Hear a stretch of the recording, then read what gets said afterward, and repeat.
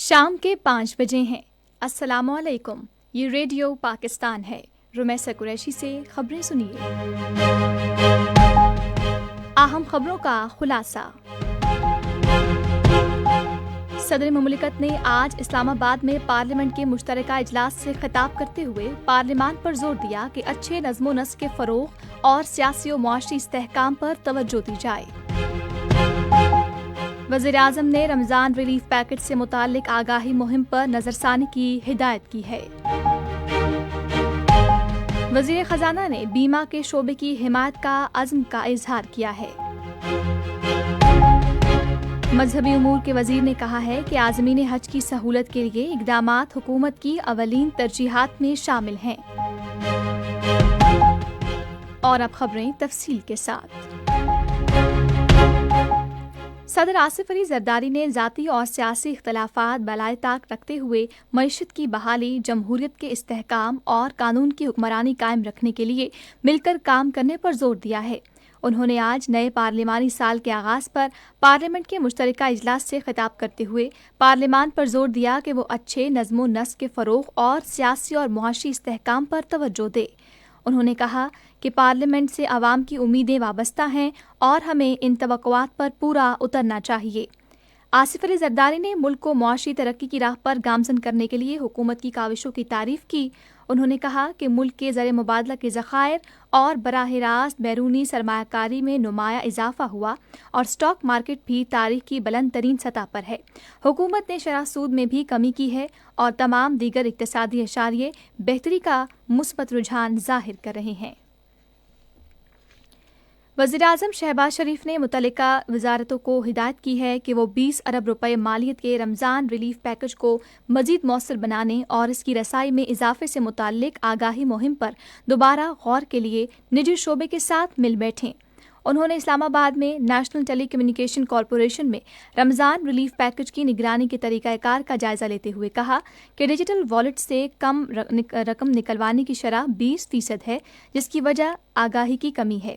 انہوں نے کہا کہ مستحق افراد 9999 پر کال کر کے ڈیجیٹل والیٹس کے بارے میں ضروری معلومات حاصل کریں۔ وزیر خزانہ محمد اورنگزیب نے بیمہ کے شعبے میں نجی شعبے کی اہم سرمایہ کاری کے لیے صلاحیت کا اعتراف کرتے ہوئے اس کی حمایت کے عزم کا اعادہ کیا ہے۔ انہوں نے یہ بات آج اسلام آباد میں پاکستان کی ممتاز بیمہ کمپنیوں کے چیف ایگزیکٹو افسران کے ساتھ ایک اجلاس میں کہی۔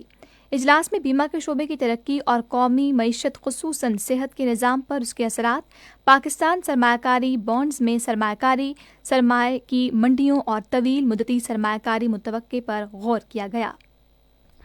مذہبی امور کے وزیر سردار محمد یوسف نے عازمین حج کی سہولت کے لیے اقدامات کرنے کے عزم کا اظہار کیا ہے۔ انہوں نے ان خیالات کا اظہار آج اسلام آباد میں وزارت مذہبی امور کے فرائض سنبھالنے کے بعد حج تیاریوں کے حوالے سے بریفنگ کے دوران کیا۔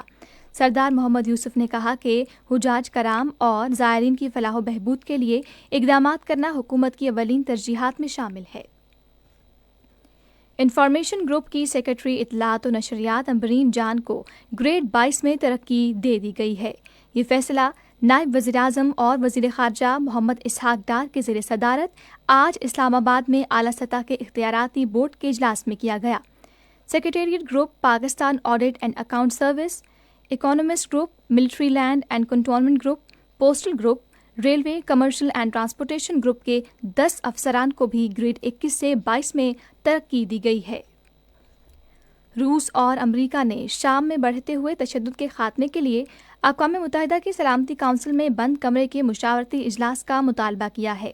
اقوام متحدہ میں روس کے پہلے نائب مستقل نمائندے دمتری پولیانسکی نے ایک بیان میں کہا کہ دونوں ممالک نے فوری طور پر اجلاس بلانے کی درخواست کی ہے، جو ڈنمارک کی سلامتی کونسل کی پریزیڈنسی کے تحت آج متوقع ہے۔